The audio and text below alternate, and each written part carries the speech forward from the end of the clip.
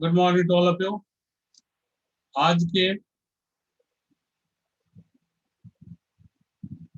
Oops के इस class में हम लोग जो टॉपिक देख रहे हैं उसका नाम है डिस्ट्रक्टर। हम लोग कंस्ट्रक्टर एंड डिस्ट्रक्टर चैप्टर पढ़ रहे हैं। इसमें हम लोग आज जो टॉपिक देख रहे हैं इस टॉपिक का नाम है डिस्ट्रक्टर। तो सबसे पहले बात करते हैं कि डिस्ट्रक्टर होता क्या है। देखिए, मैंने बताया था आप लोगों को इसके पहले कंस्ट्रक्टर क्या होता है, फिर उसका टाइप भी बताया। उस दरम्यान मैंने आप लोगों को ये बताया था कंस्ट्रक्टर भी क्या होता है, एक मेंबर फंक्शन होता है। बिल्कुल कंस्ट्रक्टर की तरह डिस्ट्रक्टर भी एक मेंबर फंक्शन ही होता है। किसी भी ऑब्जेक्ट ओरिएंटेड प्रोग्राम में कंस्ट्रक्टर जो है वो मोर देन वन हो सकता है, लेकिन डिस्ट्रक्टर जब भी होगा तो एक ही होगा। ठीक है, ये भी एक स्पेशल मेंबर, ये भी एक स्पेशल मेंबर फंक्शन होता है जो ऑटोमेटिक एग्जीक्यूट होता है। ठीक है, और डिस्ट्रक्टर का जो नाम होता है वो भी बिल्कुल कंस्ट्रक्टर की तरह ही जो क्लास का नाम होता है, ठीक है, वही डिस्ट्रक्टर का भी नाम होता है। अंतर इतना ही है कि जो हम लोग जो क्लास का नाम देते हैं उसमें, जब हम लोग जो क्लास का नाम देते हैं वही नाम कंस्ट्रक्टर का होता है। तो देखिए, कंस्ट्रक्टर मान लिया अगर हमारे क्लास का नाम ये है, ठीक है, तो हम लोग क्या करते हैं, जो कंस्ट्रक्टर बनाएंगे वो इस तरह से बनाएंगे, ठीक है, या इस तरह से बनाएंगे,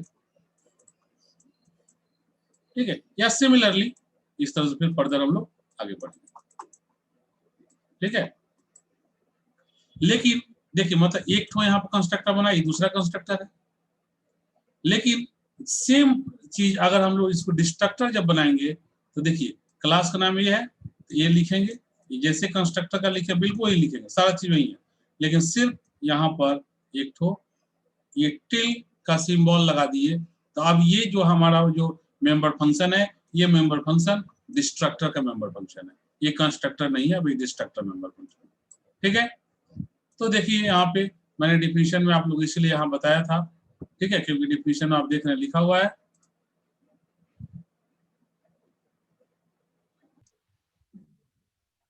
मैंने बताया था कि डिस्ट्रक्टर क्या होता है। तो destructor is also a special member function that execute automatically. ठीक है, दे the destructor name is same as its class name and has a prefix of till symbol। मतलब ये जो टिल का सिंबल है, ये सिंबल लगा रहता है डिस्ट्रक्टर का जो नाम होता है उसके पहले, जो मैंने अभी जस्ट आप लोग बताया था। अब कह रहे हैं कि destructor can not return any value, destructor कोई वैल्यू रिटर्न नहीं करता है। मैंने पहले ही बताया था कंस्ट्रक्टर भी कोई वैल्यू रिटर्न नहीं करता है, बिल्कुल उसी तरह से डिस्ट्रक्टर भी कोई वैल्यू रिटर्न नहीं करता है। Destructor can not pass any argument, destructor कोई आर्गुमेंट भी पास नहीं करता। ठीक है, आई करेक्ट डिस्ट्रक्टर में भी स्टैटिक और वोलेटाइल। डिस्ट्रक्टर जो होता है वो स्टैटिक भी हो सकता है और वोलेटाइल भी हो सकता है। ठीक है, तो ये डिफिनेशन था। अब हम लोग बात करेंगे कैरेक्टरिस्टिक ऑफ डिस्ट्रक्टर का। तो कैरेक्टरिस्टिक ऑफ डिस्ट्रक्टर हम लोग क्या करेंगे, अब जो जो कैरेक्टरिस्टिक है, ठीक है, अब यानी हम लोग इसे जो देखे डिफिनेशन, तो इसमें सारा कैरेक्टरिस्टिक तो इसमें ही गया है, लेकिन अब उसी पॉइंट वाइज करके हम लोग देखते हैं। ठीक है,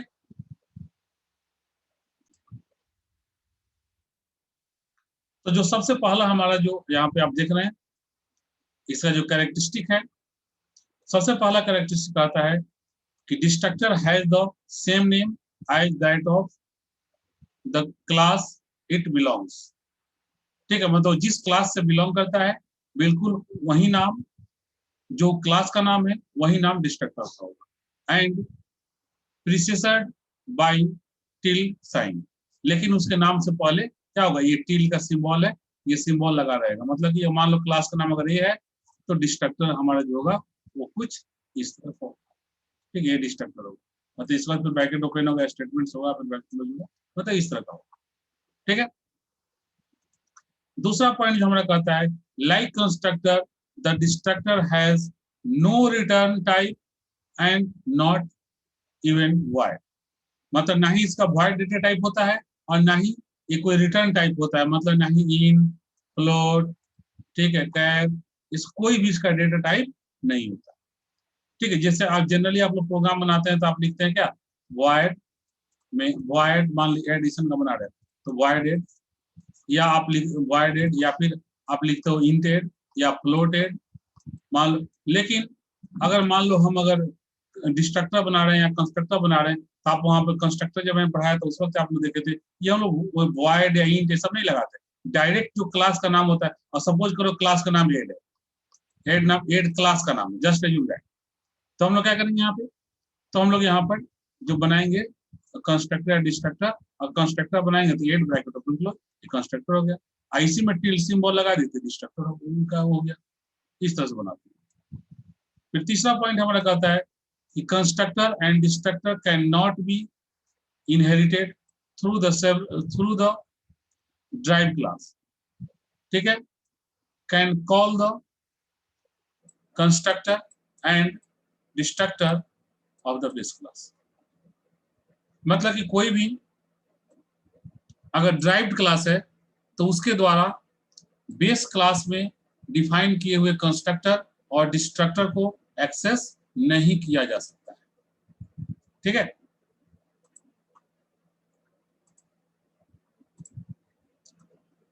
चौथा पॉइंट कहता है destructor can be virtual, destructor virtual हो सकता है। पांचवा पॉइंट कहता है only one destructor can be defined in the class, मैंने शुरू में बताया था एक क्लास में एक ही डिस्ट्रक्टर डिफाइन होता है, लेकिन कंस्ट्रक्टर मोर देन वन हो सकता है। The destructor can not have any argument, destructor के पास कोई आर्गुमेंट नहीं होता है। छठा पॉइंट कहता है कि the destructor neither have default value nor can be overloaded, destructor के पास कोई डिफॉल्ट वैल्यू नहीं होता है और ना ही वो ओवरलोडेड होता है, ठीक है। उसके बाद हमारा सातवां जो पॉइंट कहता है programmer can not access address of constructor and destructor, जो प्रोग्रामर है वो कंस्ट्रक्टर और डिस्ट्रक्टर जो हमारा मेंबर फंक्शन है उसके एड्रेस को अगर एक्सेस करना चाहे तो उसके एड्रेस को एक्सेस नहीं कर सकता है, ठीक है। इसके बाद हम लोग आठवां पॉइंट पे आते हैं और हमारा आठवां जो पॉइंट है वो ये कहता है कि constructor and destructor can calls the operators new and delete. देखिए न्यू और डिलीट दो ऑपरेटर को कॉल कर सकता है, न्यू यूज कंस्ट्रक्टर करता है कंस्ट्रक्ट करने के लिए, और डिलीट यूज होता है उसको डिस्ट्रक्ट करने के लिए, मतलब डिलीट को डिस्ट्रक्टर यूज करता है मिटाने के लिए, उसको इंड करने के लिए, और न्यू को यूज करता है कंस्ट्रक्टर इसको नया बनाने के लिए, ठीक है।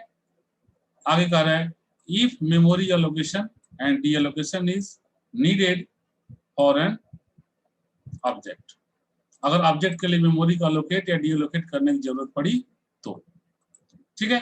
हम लोगों ने ये देखा कि डिस्ट्रक्टर क्या होता है और डिस्ट्रक्टर की कैरेक्टरिस्टिक क्या क्या होते हैं, ठीक है। अब हम लोग देखेंगे एक प्रोग्राम के थ्रू, हम इसे देखेंगे एक प्रोग्राम में कैसे हम लोग कंस्ट्रक्टर को और डिस्ट्रक्टर को रिप्रेजेंट करते हो, कैसे काम करता है, ठीक है। इसको हम लोग एक प्रोग्राम के थ्रू देखते हैं। देखिए हमारा क्वेश्चन है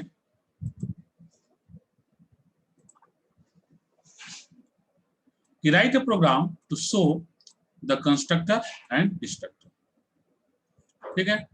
अब देखिए यहाँ पे हमने यहाँ पर एक ये तो हेडर, जो कोई प्रोग्राम बनाता है तो C++ का है तो C++ से हेडर फाइल देते ही है, हमने दे दिया। अब हमने यहाँ क्लास ए बनाया, ठीक है, तो हमने क्लास ए बनाया, ठीक है। मतलब कि एक क्लास बनाया जिसका नाम ए है। इसके अंदर चूंकि हम लोग जान रहे हैं कंस्ट्रक्टर डिस्ट्रक्टर का हम लोग जनरली पब्लिक में डिफाइन करते हैं, प्राइवेट में तो करते नहीं है। यहाँ प्राइवेट में हमें कुछ डिफाइन करने की जरूरत नहीं पड़ी है, इसलिए प्राइवेट में यहाँ कुछ नहीं लिखा हुआ है। आप डायरेक्ट देख रहे हैं पब्लिक लिखा हुआ है, अब पब्लिक में यहाँ पे एक कंस्ट्रक्टर ए नाम का, ये देख रहे हैं एक कंस्ट्रक्टर यहाँ बना हुआ है, दिस इज द कंस्ट्रक्टर, ठीक है, जिसका नाम है ए, क्लास का नाम भी ये है।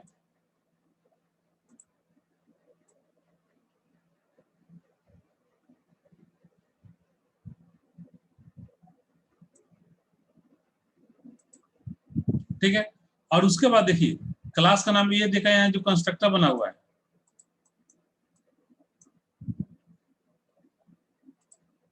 यहाँ देखिए ध्यान दीजिए, और यहाँ देखिए डिस्ट्रक्टर बना हुआ है। मैंने बताया था ना उसके सिंबल में क्या होता है, बस एक टिल सिंबल लगाना होता है। तो जो आप कंस्ट्रक्टर में लिखे हैं सारा चीज वही है, लेकिन सिर्फ टिल सिंबल लग गया तो कंस्ट्रक्टर डिस्ट्रक्टर बन गया। ठीक है, मतलब टिल सिंबल ही पहचान है डिस्ट्रक्टर पहला।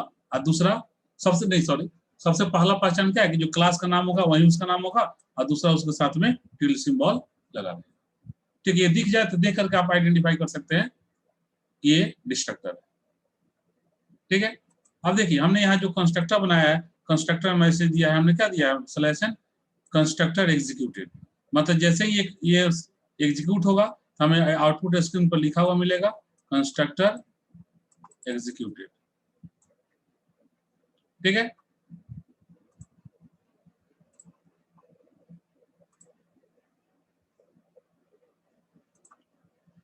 उसके बाद जब हम लोग आगे बढ़ेंगे, जब ये इसका एग्जीक्यूशन हो जाएगा, जब उसका हम डिस्ट्रक्टर जब हमारा एग्जीक्यूट होगा तो डिस्ट्रक्टर में देखते हैं क्या मैसेज दिया है।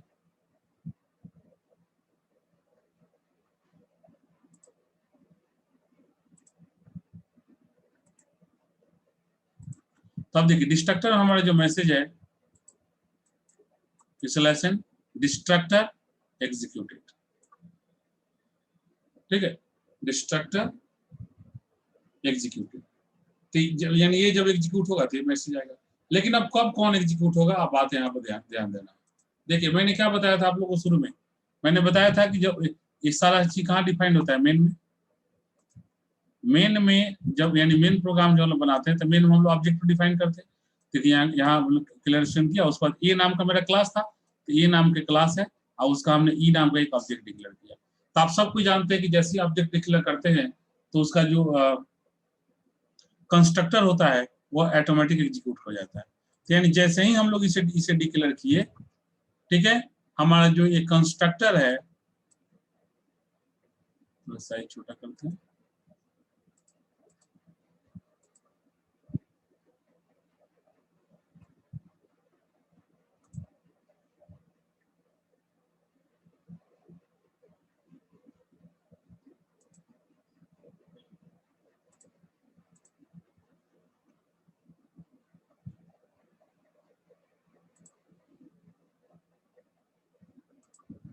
देखिए तो हमारा ये हमारा कंस्ट्रक्टर है और ये हमारा डिस्ट्रक्टर। तो जैसे ही हमने यहाँ क्लास ए का ऑब्जेक्ट डिक्लेयर किया ई, हमारा क्या होगा, ये कंस्ट्रक्टर एग्जीक्यूट कर जाएगा। तो कंस्ट्रक्टर में एग्जीक्यूट होगा तो क्या मैसेज मिलेगा, कंस्ट्रक्टर एग्जीक्यूटेड।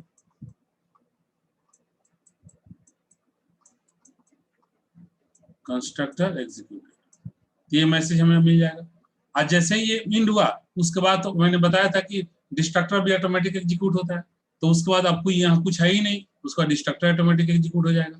तो यहाँ मैसेज आ जाएगा डिस्ट्रक्टर एग्जीक्यूटेड, डिस्ट्रक्टर एग्जीक्यूटेड। आप यानी आपका आउटपुट में यही दो चीज दिखेगा, कंस्ट्रक्टर एग्जीक्यूटेड और उसके नीचे डिस्ट्रक्टर एग्जीक्यूटेड। ठीक है, ये कॉन्सेप्ट आप लोगों को समझ में आ गया होगा कंस्ट्रक्टर और डिस्ट्रक्टर का, आई होप। अब हम लोग नेक्स्ट क्लास में इससे आगे देखेंगे।